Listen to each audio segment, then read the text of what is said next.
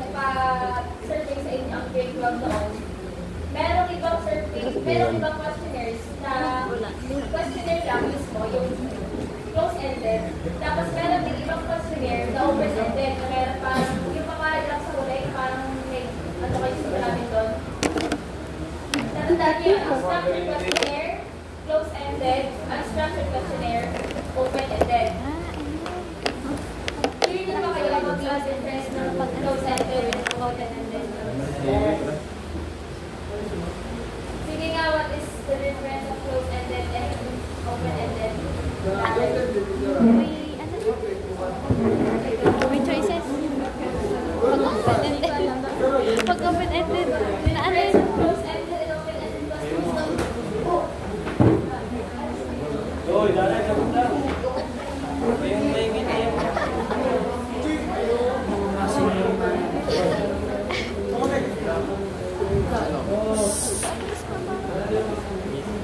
Ano daw, si Ashley?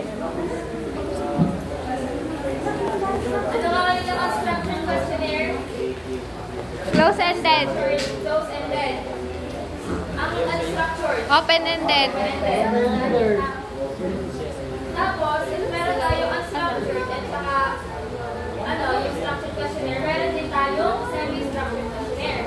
Ito, combination na to of both structured and unstructured. So, meron dyan na yung parang table lang, nagsasaga na candidates pa yes or no, or yung mga structured yan. Yun natin na choices yung sagot. Tapos, meron din siya open-ended questions ang huli. Marami din siguro sa inyo na encounter ng ganitong types ng questionnaire. Tandaan na, structured questionnaire, Close-ended. close-ended. Si Claire lang na kausap ko. Wow, bawi ako. Questionnaire, Open-ended. structured questionnaire, Open-ended. semi-structured questionnaire,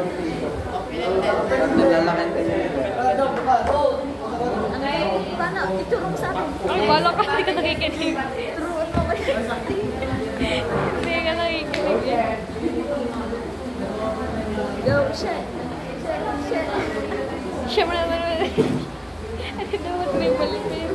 Tapos may kayo balibin. Okay! Sorry. Okay, there's some two types of advantages of using questionnaire. Sino magbabasa sa una? Magbabasa na? Oo, excited kung kaya niyo. Asking, ako. Sasabihin mo yan. Ay, ako. Ako po. Dito ng puto yun. Dito ka?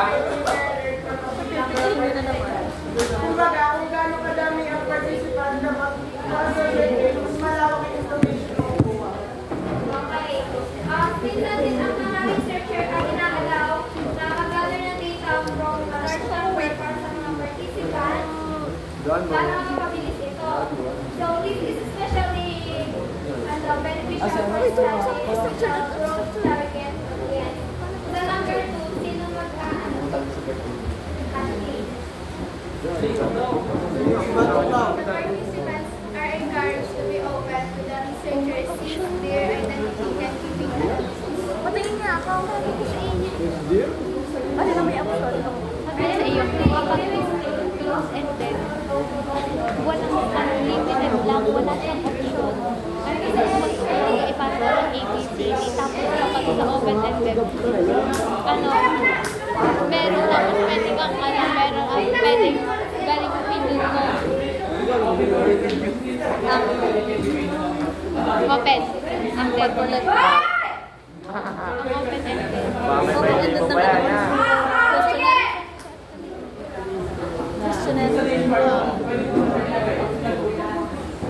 Yung mga participant, open sila sa mga researcher kasi hindi naman sila kilala, magiging yung identity nila is anonymous. Pero minsan din yung mga participant ay more likely to provide a honest response or minsan ay very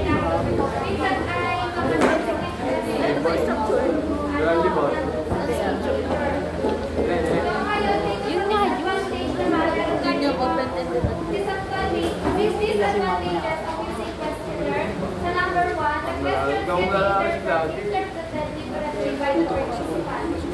Sino makakapagpasa ang next day?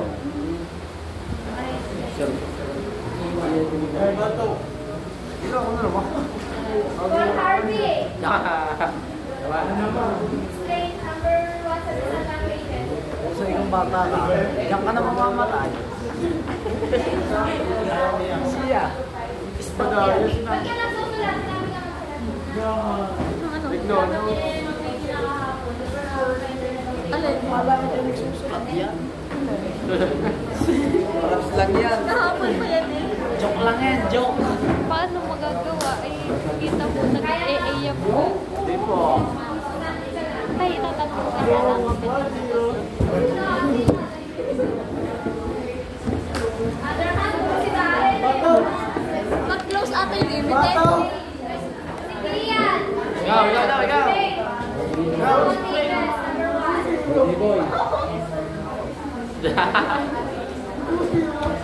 Alam mo talaga, may Okay, papasaya lang. explain nga daw. Ay, siya. Siya.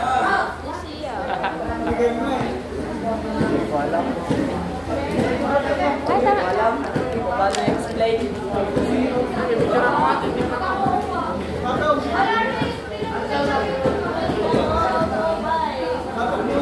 Ano yun? Number 1.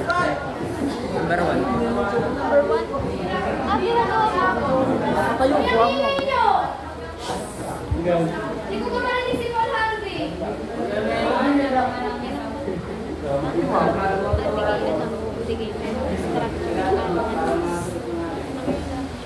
Hindi ko na marinig ang ingay-ingay nila. Ay, hindi. Ang close ended. Ulit. Ang close ended. Ang close ended. Ito, ang mga Open-ended. Hoy, may nagigits ka sa unahan ng mga process siya. Sinasabayin mo tayo. Wine. Akin na yan! Bakit mo maingay? Akin na! Akin na! Hindi mo na kailangan sa close ended. Hindi mo na Narinig ko kailangan yung lahat at yung may nakasigas. Hindi ako magpipiro! sa close. Sa close ended. Hindi mo na kailangan mag-explain. Basta mo Oh, sagot. Yes. ano sa number 1 na question can be interpreted differently by the participant. Minsan ang mga participant ay na-interpret nila yung mga question na minsan that can lead to inconsistent or inaccurate.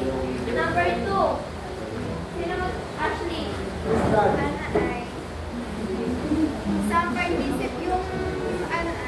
Yung participant minsan hindi required yung hindi corrected yung sagot nila sa questionnaire.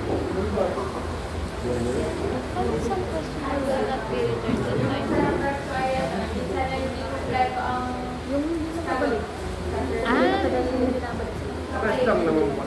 So, dito ay isang participant may not be able to complete all the questions dahil minsan nga may sensitive or either through the lack of knowledge or time consistent. So, dito sa number 3, some questionnaire will not be returned on time. Anong pagkaano nito? Hindi na balik ng...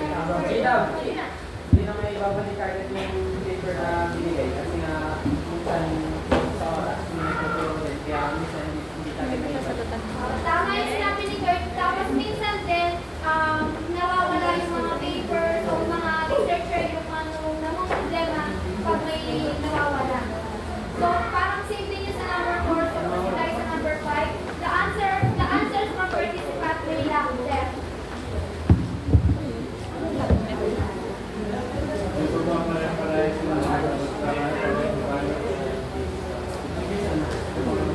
Ulang. Sa accuracy sa pagkas ng questioning, hindi pa siya sapat para magamit as evidences ng mga research sa kanilang video. Okay. Dito naman, minsan, tama yung sinabi ni Carla, pero minsan din ang mga respondent or participant are may not allowed to participant or express nila yung mga feeling, full thoughts and feelings nila. Dito din nalilimit yung kanilang mga data collection.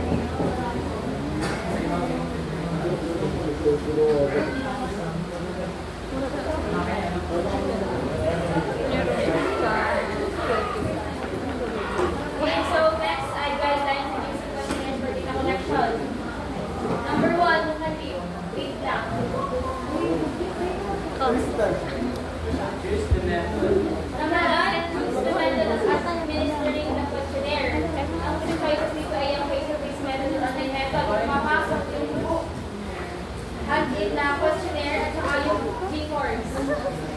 Next is, yun yung yung mga method ng administering questionnaire.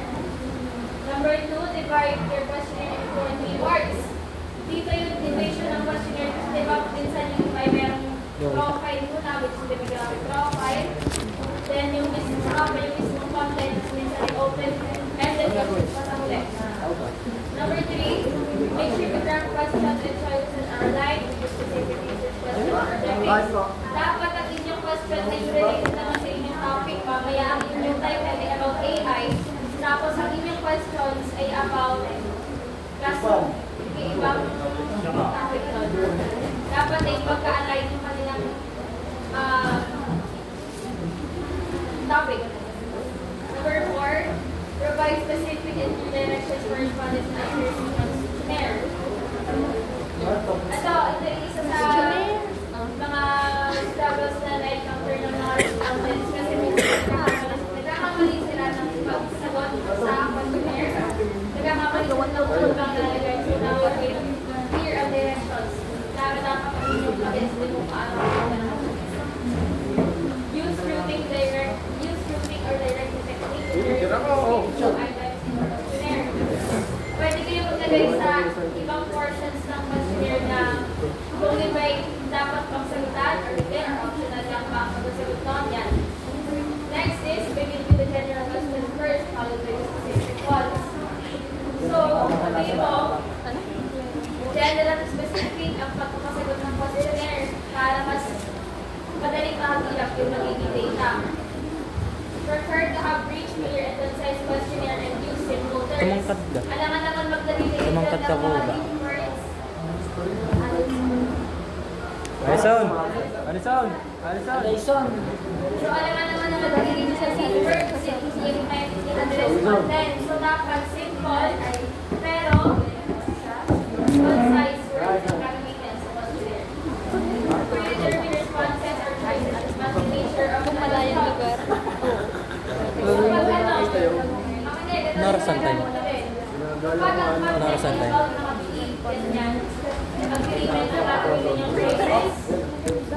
Then kapag ang inyong questionnaire ay about behavior, user set, very resistant, ganyan. Then questionnaire are about frequency. Kung gaano madalas, always, frequency, sometimes. And if the content is about quality, excellent, very good, good yan. And kasi naman yung mga responses na yun na yung makukuha sa questionnaire ay taga-state sa vertical values. Avoid negative statements unless necessary. Yun naman ay gawin sa inyo. At dapat statement ay mag-focus lang sa pinaka. Hindi ko lang makita masyang Number 10, avoid eating and bias, double oral, and very sensitive questions. Dapat sa research at sa questionnaires ay nag-prepare. Hindi bias ang nakalao. Do not split the pages over 2 pages. Dapat kapag isang table, isang page yun, hindi pwedeng yung table sa unang page ay Google pa, tapos nalas page sa next page. Dapat isa-isang mukha siya, kung di ka siya, next page agad. Para hindi magulang questionnaire. If possible, schedule an appointment to participate in the questionnaires. Schedule an appointment kasi baka ang page ay iba-iba ang mga pasagot na questionnaire at iba ang mga pasagutan. Dapat i-clear muna sa pinaka-group kung ano ba ang mga dapat i-questions. Number 13, tamang cover letter to customers and information for respondents. Dapat ay merong letter or like yung parang pinaka-permission sa pagpapasagot ng questionnaire. Make a follow-up on the participant who did not return to questionnaire. Ang questionnaire, kung binigay nyo kompleto, dapat babalik yan ang kompleto kasi gumulong yung data collection. Kapag ininag ko lang. So, kung meron man sa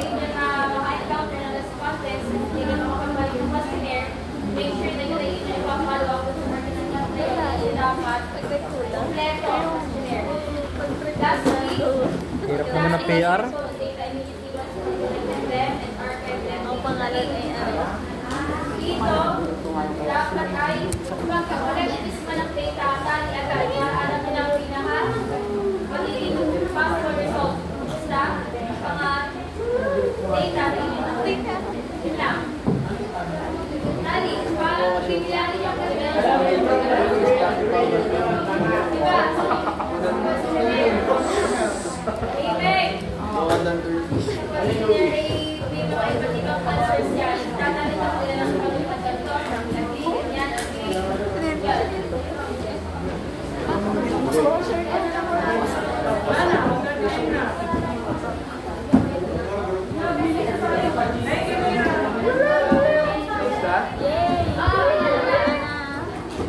Group 4 and group 5 nangyayari dito. Hindi ko alam kung mag-discuss tomorrow kasi tomorrow dito na si Mama. Hindi, bawal na sumama. Ito sa pwede na tapaw. Malay na.